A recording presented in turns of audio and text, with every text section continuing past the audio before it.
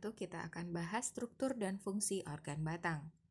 Sifat umum batang biasanya berbentuk silinder atau bersegi, mempunyai ruas-ruas yang dibatasi oleh buku-buku di mana buku ini dikenal dengan istilah nodus, tempat melekatnya daun atau organ tumbuhan yang lain seperti bunga. Kemudian tumbuh biasanya ke atas menuju arah cahaya, dikenal dengan fototropisme positif, mengadakan percabangan pada batangnya untuk tumbuhan kelas dikotil dan umumnya tidak berwarna hijau, kecuali untuk tanaman yang masih sangat muda dan tanaman yang berumur pendek atau semusim. Fungsi batang selain mendukung bagian tanaman, fungsinya yang lain adalah memperluas bidang asimilasi sebagai wadah transportasi air dan unsur hara serta penimbunan zat makanan.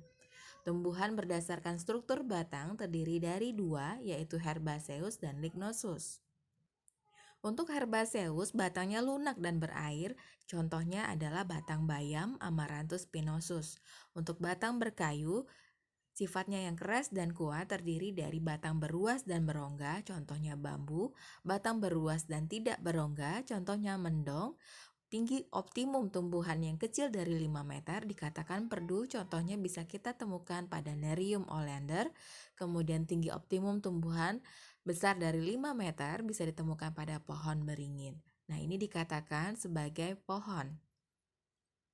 Ini adalah bentuk tipe batang herbaceous, kemudian yang di sebelah kanan merupakan bentuk tipe batang yang lignosus.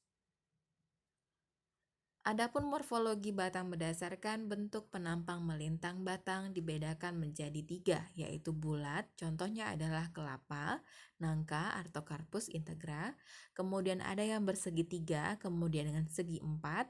Segitiga dijumpai pada tumbuhan teki, segi 4 dijumpai pada tumbuhan markisa atau passiflora. Pipih biasanya ditemukan pada tanaman jakang yang bentuknya sangat pipih, kemudian ada yang mengadakan percabangan dan tumbuh terus, ini dikenal dengan sifat yang cladodia, bisa ditemukan pada tanaman kaktus. Untuk arah tumbuh batang, ada yang tegak lurus seperti pepaya, menggantung yang tumbuh di lereng seperti anggrek, berbaring seperti semangka, menjalar atau merayap, yaitu batang yang di atas permukaan tanah, kemudian setiap buku atau nodusnya akan keluar akar, contohnya adalah ubi jalar, kemudian condong dan mengangguk atau nutan itu batang tumbuh tegak lurus ke atas, tetapi pada ujungnya akan membengkok lagi ke bawah sedikit, ini bisa ditemukan pada batang bunga matahari.